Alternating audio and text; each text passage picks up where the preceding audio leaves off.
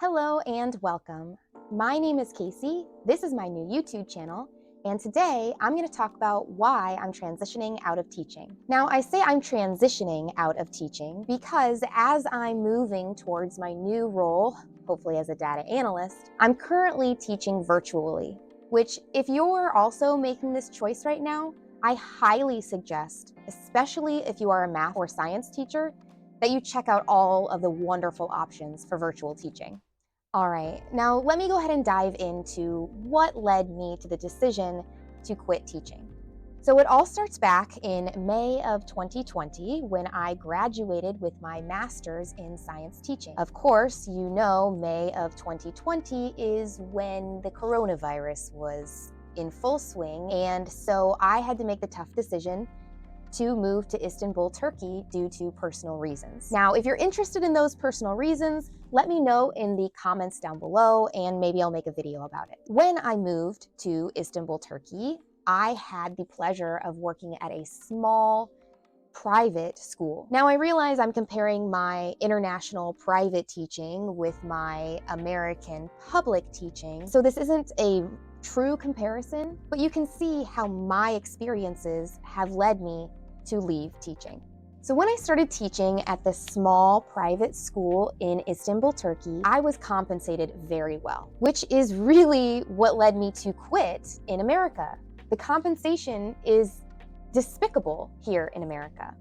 When I was working in Istanbul, my take-home pay was basically 4 times the minimum wage, which made sense. I have to have a bachelor's and a master's to teach this, so I should be compensated well. I had the same degrees, and yet here in America, I was barely squeaking 2 times the minimum wage as a teacher. When I was teaching in Istanbul, another thing that the school did really well is that they fed us every single day.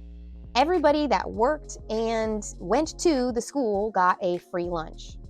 And this is extremely valuable to me because not only can I eat quickly and go back to my job, but also I never had to expel any energy to think about what am I going to eat for lunch? How am I going to heat it up? How am I going to take it to school? How am I going to keep it cold until lunch? No, all of that energy was then be able to focus into my job of teaching students. Let me talk about the last piece of compensation that really pushed me to leave teaching, and that is insurance. So I gave birth to my son while I was in Istanbul, Turkey, and if you're interested in hearing that story, let me know in the comments down below. But the whole thing, from meeting my doctors to having the epidural to all of the aftercare, 1 month's salary. And I got maternity leave, and I was compensated well for my maternity leave. Totally different story if I were to have a kid here in America. It would be more like 1 year's salary for me to have a kid in America. And I would not have any maternity leave.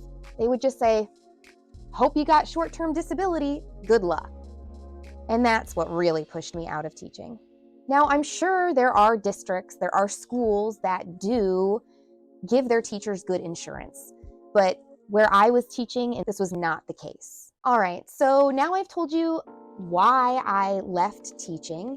Now let me tell you about what my plans are. So I did a lot of soul searching, looking at my skills, looking at my interests, and I've decided to pursue a data analyst position. I have great analytical skills. I've been a teacher, so I think my presenting skills are okay. And the skills that I'll need to get are interesting. I'll need to learn how to really use Excel and to code a little bit. I've already done a Datacamp certification, and I'm currently doing Google Analytics certification course as well. If you're interested in either of those courses, I'll leave them in the description down below. So as I'm upskilling myself to hopefully become a data analyst, I also want to start this YouTube journey.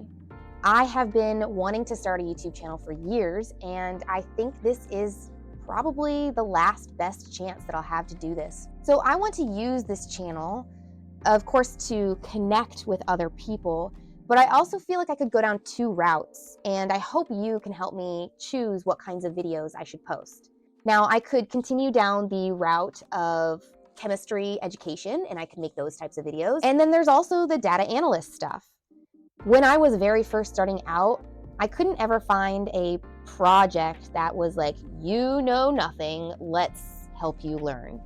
There's always some holes that the presenter was leaving out, and that would make me do a lot of research on my own, which is just not ideal when you're trying to gain skills. I would like to create some really basic beginner data analysis projects so that others don't have to go through that headache that I did. Those are my ideas.